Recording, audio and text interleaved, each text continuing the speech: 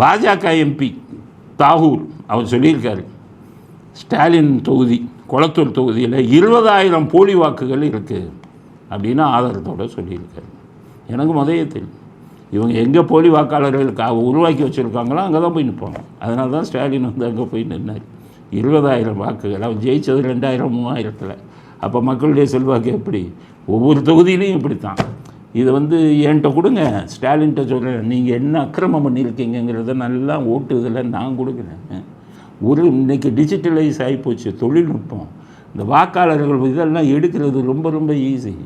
ஒரே ஆள் 10 பேர் ஓட்டு போடுறான்னு சொல்கிறீங்களே, சேம் நேம் ரிப்பீட் ஆகுது, அதை எலிமினேட் பண்ணுன்னா கம்ப்யூட்டர் 10 செகண்டில் பண்ணிடும். ஒரே நேமில் எத்தனை இருக்கோ அதெல்லாம் ஒரே ஒரு பேர் விட்டுட்டு அதே பேரில் அதே ஃபாதர் நேம் பேர் ஒத்து வருவதெல்லாம் அதுவே வந்து அழித்து விடும். எவ்வளோ நேரம் ஆக போகுது? ஏன் செய்ய மாட்டேங்கிறீங்க?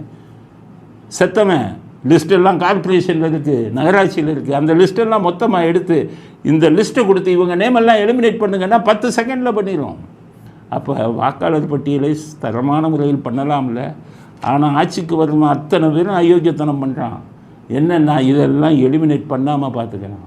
அதுக்கப்புறம் தான் இருக்கிறதெல்லாம் பண்ணுறான். வீடு காலி பண்ணி போனவனுக்கெல்லாம் ஒரு டைம் லைன் கொடுத்து, வீடு மாறினவன்லாம் இங்கே வந்து உடனே இது கொடு அப்படின்னு கொடுத்தா, மாறினவன் பூரா கொடுத்தா, வீடு மாறினவன் பேரெல்லாம் வாக்காளர் பட்டியலேருந்து நீக்கிட்டு புதுசாக உன் அட்ரஸ்க்கு நீ வந்து இன்றைக்கி ஆதார் கார்டுக்கு வந்து ஆன்லைன்லேயே மாற்றிக்கிறலாம். நம்ம அது மாதிரி அவனை மாற்ற சொல்லுங்கள்.